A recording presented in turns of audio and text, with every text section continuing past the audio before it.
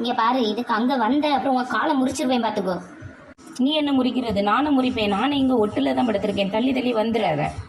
இப்ப எதுக்கு என் மேல காலத்து கையே தூக்கி போட்டுட்டு இருக்க? நீ இப்போ கால் எடு, காலையும் எடு, கையை எடு. நேற்று நைட்டு நீ தூங்கினதுக்கு அப்புறம் என் மேலே கால் போட்டிருந்த தெரியுமா? 10 என்றது வரைக்கும் நீ போட்டிருந்த. அதனால நானே இப்போ 10 என்றது வரைக்கும் கால் போடுவேன். 1 2 3 4 5 6 7 8 9 10. 10 எண்ணியாச்சு. இப்ப கால் எடு.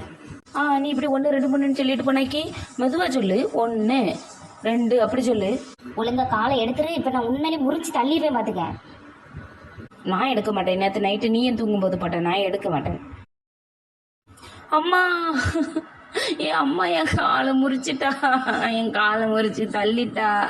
என் காலு கையை முறிஞ்சிட்டு அம்மா வச்சு அம்டி தள்ளிட்டாம்மா. என்னட்டி இங்க சத்தம்? பொம்பளை பிள்ளைல இருக்க வீடு மாதிரியா இருக்கு. எம்மா என்னைய சாமண்டி தள்ளி கீழே உள்ள வச்சுட்டாம்மா. என் காலு கை முறிஞ்சு போச்சம்மா. எதுக்குடி அவளை இப்ப சம்டுன?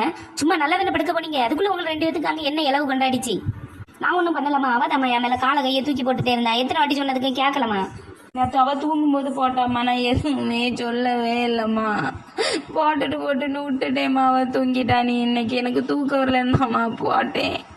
அதுக்குள்ள சாமண்டி தள்ளிட்டாம்மா. சரி ரொம்ப படம் வைக்காம எலும்பு. எம்மா என் கையை பாரம்மா. என் 2 கையை நிமிக்க முடியலம்மா. முறிஞ்சு போச்சம்மா. ஏமா அவ ஓவரா சீன் பொடியா பாத்துக்க. லேசா சம்பளத்துக்கு அவளே தான் வந்து உளுந்துக்கிட்டு கை முறிஞ்சிட்டு கால் முறிஞ்சிட்டுங்க. அவ கை நல்லாதாம்மா இருக்கு. ஏம்மா இல்லைம்மா, என் கையை நமக்க முடியலம்மா. ரொம்ப வலிக்குதும்மா. ஏம்மா இல்லைம்மா, வலிக்குதம்மா. ரொம்ப படம் கட்டாத. முறிகிற அளவுக்குலாம் நான் ஒன்றும் உன்னையும் மிதிக்கல. அப்போ இப்போ நான் உன்னை மிதிக்க உனக்கு எப்படி இருக்குன்னு பாரு.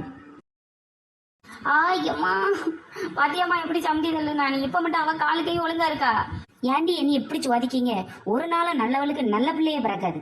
எந்த வீட்லயாவது வீட்டு சத்தம் வெளியே கேட்குவா? இங்க 2 பொம்பளை பிள்ளைகள் இருக்க மாதிரியா இருக்கு. ஆம்பளை பையன் இருக்க வீடு கூட அவ்வளவு அமைதியா இருக்கு. படுக்கிறதுக்கு சண்டை, இருக்கிறதுக்கு சண்டை, திங்கிறதுக்கு சண்டைன்னு சாவு அடிக்காவம்மா. வாங்கிட்டெல்லாம் மனசே படுப்பானா? செத்த நாய் எப்படி ஒரு பெட்டை அடைச்சிக்கிட்டு படுத்திருக்குன்னு பாரு.